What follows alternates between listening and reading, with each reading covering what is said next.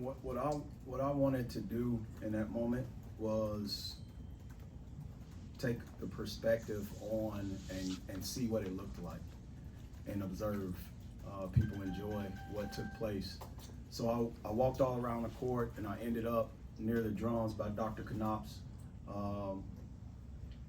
And I just stood there because I wanted a different view, right? I didn't want to be down. I wanted to get a little bit higher. And it was beautiful to see. And like Tamar mentioned, it's very important. And that's why I give credit to our fans so they can understand behind the scenes, their level of involvement is impactful, is very impactful. At the games, the sacrifices that they make to show up is important. Outside of that, you guys write more about us if our fans are engaged in your writings, in your subscriptions, in your job, and that will give them more of a hands-on approach to it being not as the Witten family head men's basketball coach, but it's their program. It's their program. It is our fans' program. And if the ownership is there on their behalf, which it has been, it was beautiful today. I just wanted to see it. I just wanted to view it. And I wanted to take it in because you don't get those moments. We live in a cell phone world. People with the cell phones, did they really enjoy it? I know I did. I took it in and I was able to view it in a special way. Those opportunities don't come. We don't play Kansas on contract at home again. Yes, we would love to renew it, but the next two games are neutral in that rivalry. Coach, you had that timeout at the end of the game where you let Kansas team kind of get off the court. What was your kind of thinking there, and when did you kind of decide, hey, they're probably going to start on the court, I should let them get off? Sportsmanship. That's all it is, sportsmanship, and that's how I would want to be treated. When I become a Hall of Fame coach and I'm the #1 team in the country, I will want my opponent to respectfully do the same. And no matter what, no matter what's going on, I'm always going to treat people how I want to be treated, regardless. And I think player safety is important. You know, I got upset at the table for making an announcement to tell our fans not to rush the court. You got to be kidding me. I was about to, in game, take the mic and say, rush the damn court. For real.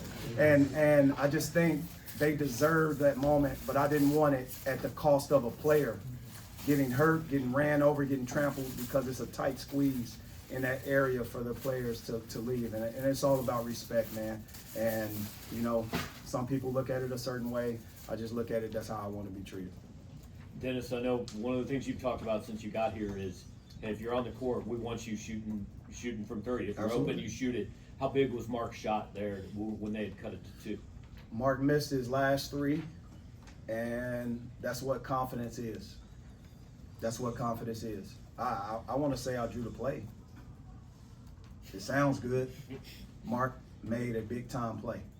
He believed in himself. It's the confidence that we talk about. It's no different than Josh's attempt, right? We want guys to play that. They do it in practice, and they believe in themselves. And as coaches, like I told you guys, Bill Self is not making a jump shot, nor am I. And Mark Mitchell made a big-time jump shot. So did Josh Gray. But these guys defended. They defended first. They defended first. That's what I want to say. They defended first, and they came out on top. Josh, Hunter Dickinson finished with 7 turnovers. How did you approach the challenge of having to guard a player like him? Player like him in what regard? Just a very well-renowned big guy that you knew you're going to have to guard and limit. Well, you know, to me, everyone, you know, wears the same shoes, you know, steps in the line, so I didn't really, you know, respect to him, but, you know, it was a big-time game, big-time matchup, and, you know, the way I play defense is very physical. In the SEC, is very physical. So that's why I tried to do the whole game, just be physical, be on him, not getting easy catches, hands high on when he catches on the perimeter. You know, he's he's a threat out there. But just all the intangible stuff, really, just all the little things, you know, bumping him on the screen or something like that, or you know, taking away his post ups. That's what really led to, you know, all those turnovers and all those defensive stops. Last question. Coach, obviously the absence of Caleb Grill changes the game plan a little bit, but you guys had 32 points in the paint, 26 from the free throw line. Just how important it was getting to the hoop, and how much of an emphasis was that before the game? Well, again, we want our entire unit to be whole, and we want Caleb Grill to get healthy. But in his absence, his words, his encouragement, every practice has been as if he's between the lines and he's getting a head start in coaching, and this is an opportunity in it, but speedy recovery to him. I just think at the end of the day, it was balanced. Our attack was balanced. Our guys did a tremendous job adhering to the game plan, and it's not a difficult game when you're connected. It's a team sport, and teams win, not the individual. And these guys, again, challenged each other. No matter if they played DMPs or not, these guys toughed out a situation, and they were able to execute a game plan in the right way. You know, so I'm thankful for that. I'll also say, you know, congratulations to our volleyball team, being able to go to the Sweet 16. That's beautiful, unbelievable, beautiful, beautiful, and that's part of this village. That's what makes this city special. But also the support that our fans have shown them, continue to show it, go support if you can.